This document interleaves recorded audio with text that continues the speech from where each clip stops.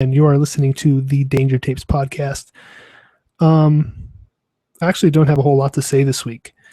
Uh, actually, I'm just getting back from Seattle. I got back from Seattle a few days ago, and um, when you come back from a really, really nice city to somewhere like Victorville, you kind of realize there's not shit out, in the desert, and just kind of not bored, but I'm kind of getting back into the swing of things. It's being in the high desert is one of those things where you just kind of like you look around and it's just nothing to do. So being in Seattle, surrounded by a billion things to do, wasn't overwhelming. It was really nice. It was nice to get away. I've been in the desert far too long for the past summer. Been working way too hard, and it was just kind of nice to get away. So the whole trip lasted about 4 or 5 days. Let's see, I left last Tuesday. I came back Saturday, so it's a good solid 4 days, 5 days. Give me 1 second. Let me type this out here.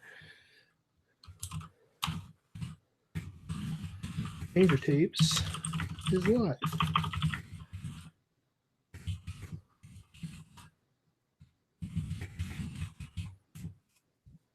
All right. Anyway, so the trip lasted about 4 or 5 days, and it was really nice just to get away. And the big difference between me being I've actually kind of gotten used to going on vacation by myself,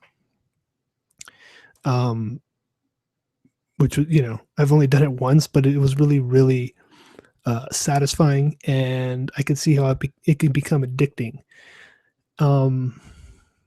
I went to Seattle by myself in November, and I fell in love with the experience, just all around. Being by yourself, not really relying on anybody to do things, allowing yourself to relax when you didn't want to do things. It was really, really relaxing in every way because you're only relying on yourself. And the problem with that, as I've maybe said before on this podcast, is that when you do get tired, there's nobody to really push you. And that was something that I seen that could be problematic. Otherwise, I was really just having a good time in November. This time, with this last vacation, I actually went out to I went to Seattle with my parents, and being that I'm going on 27 years old now, it was something I was kind of thinking about for the last couple months, because I knew it was coming up, and I knew it was just going to be me and my parents, not me and my brother and my parents, or a girlfriend or whatever, which I don't have. But I knew it was just going to be me and my parents. So, I know how my dad is. I know how my mom is. And they, a lot of times, actually have more energy than I do. And it wasn't something I was dreading, but it was something that I was kind of going to have to get used to again because, I grew up. My parents were, they had always taken us places. They'd always shown us a different side of the world, different things to kind of experience. We were never sort of barred down to Victorville. And, it's been a long time since I've went on vacation with them, maybe a good, a solid 3 or 4 years. But the last time I did go on vacation with them was, I want to say, my brother and my girlfriend at the time came along with us, as well as my brother's girlfriend, I think. So it wasn't just me. There was, other people that I could really share that experience with. And if I ended up getting tired or whatever, one person, there was always another person to talk to. This time it was just me and my parents. So we're out in Seattle, and, it was actually a really good time. Being that it was 3 or 4 years ago, I've grown up a lot mentally, and it was sort of nice just to be able to kind of get back in that feeling again. Um, now that I'm an adult, I don't always have that time to spend a whole lot of moments with my parents and experience things with them. So this was really a nice way to kind of get back into that, um, if not completely, just for the time being. Um, and it actually happened with very little struggle, very little, drama between me and my parents arguing. Um, there was one instance when my dad was starting to get a little pushy, as dads will do to their sons. But I kind of let it go. It was fun. It was an overall good experience. It was something that I'm glad happened the way it happened. And my parents love Seattle. They love the city. It was very laid back for them. There wasn't a whole lot that they kind of had felt like they didn't really feel like they had to really keep up um, with the lifestyle there. And I'm really glad that they dug it. I'm really, really glad that they dug it. Because it could have went both ways. We could have either went to a town that I wasn't really feeling, but that they were really enjoying. And because they are older, they're not attracted to the bells and whistles that I am when it comes to a city. And and that's something that I can accept, and I think they can accept the fact that,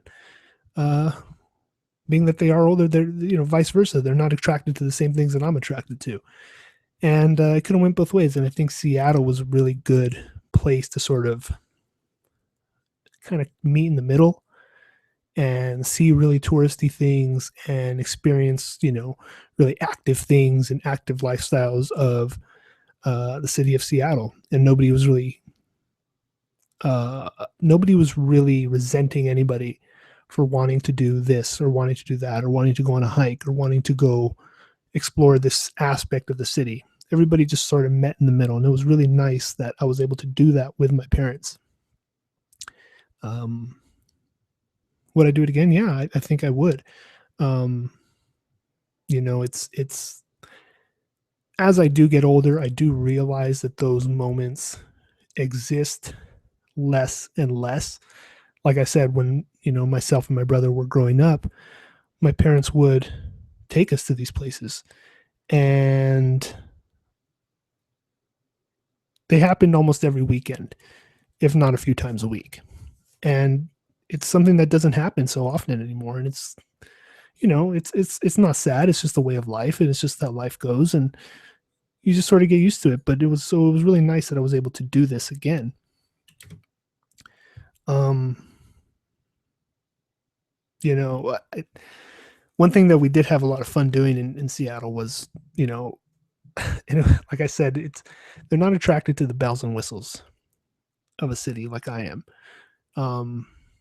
These past 9 or 10 years, I've really grown accustomed to watching stuff like TV shows like No Reservations or,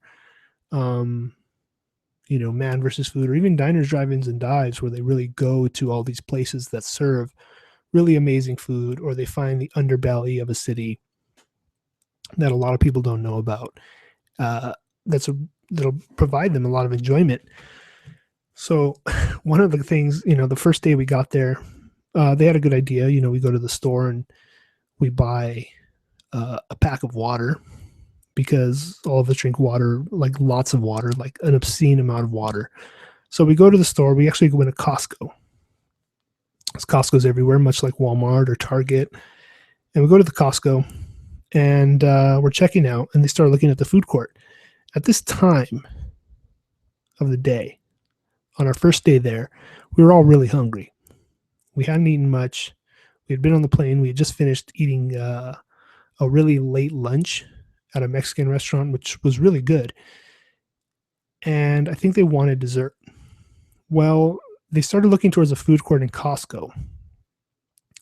And already I knew what they were thinking. They were thinking of getting ice cream from Costco, but we're in the middle of Seattle. While Washington, we were in Bellevue, which is kind of like 1 or 2 towns over, I believe. We're in this new place.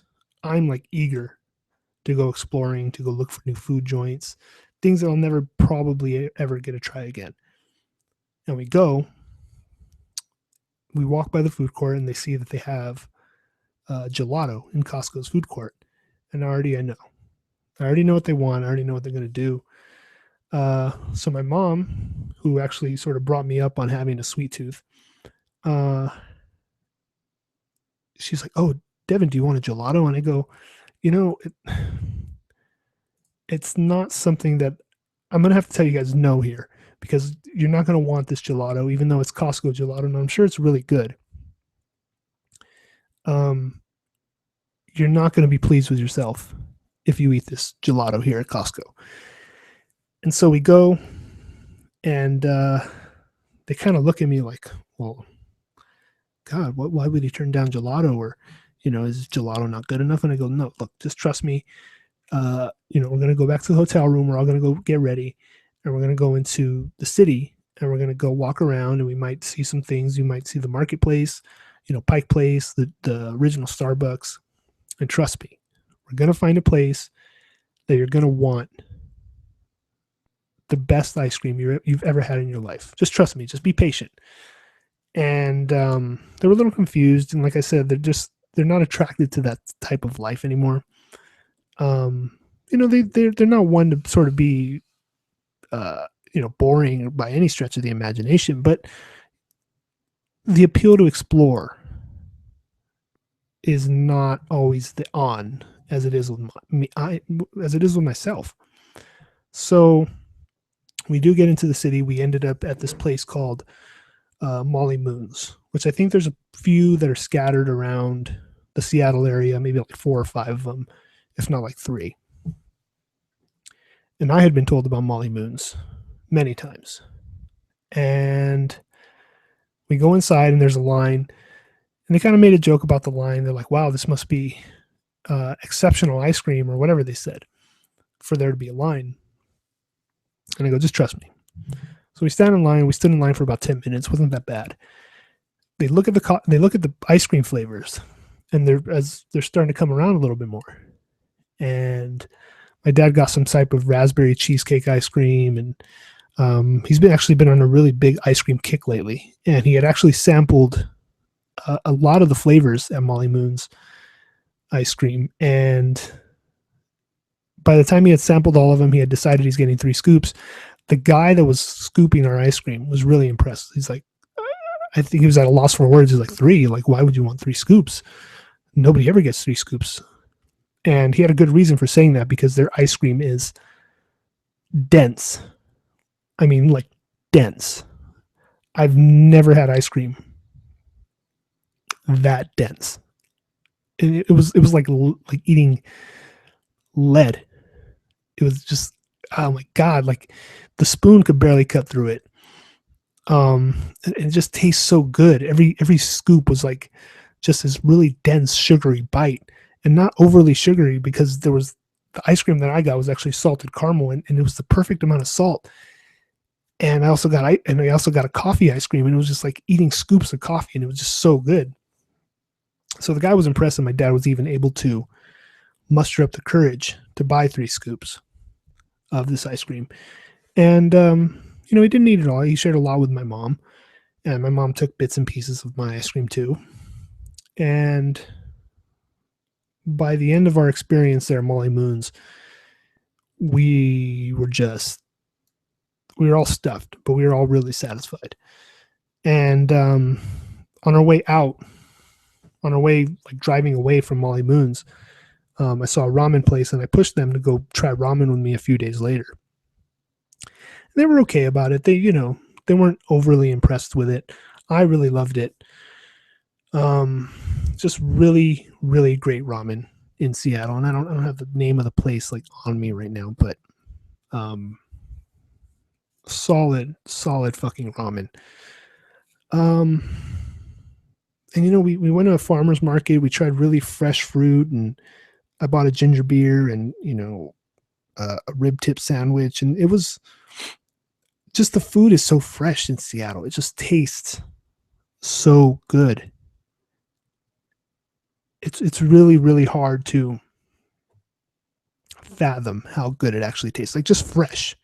Not all places have like the best food. I don't want to give you the impression that I'm saying Seattle has the best food, but it certainly has at least, if not the best. It's top 5 of the freshest food you'll ever taste in your life. Just all around fresh. And you don't really notice it until you actually try food that tastes like good. Like it wasn't injected with MSG and just these salty byproducts that really preserve the food much longer than it was meant to be preserved. And so they were really impressed by that. They really loved that aspect of Seattle. And we did a lot of touristy things too. We saw the waterfall from Twin Peaks, which was really cool. My mom really enjoyed it. She's never watched Twin Peaks, but she enjoys hiking and exercise, and it was a really cool thing that we all kind of came together on and really just really enjoyed together. And I took a few amateur photos. I'd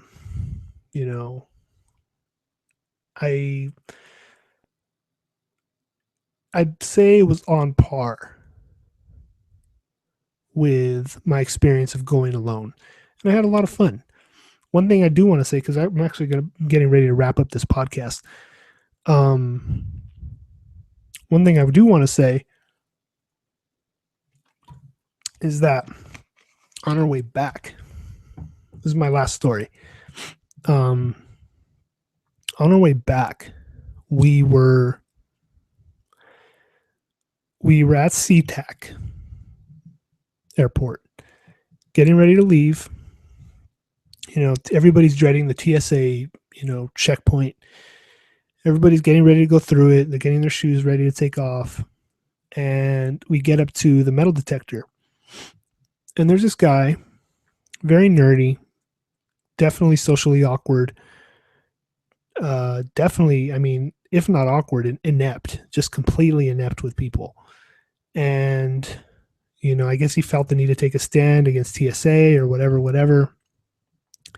So it starts off like this. We're at the metal detector, and the TSA agent tells him something. He tells him, no, you can't bring this through. You can go over here to this bin. You can fill out an address card, and we'll send it to your house. That's simple.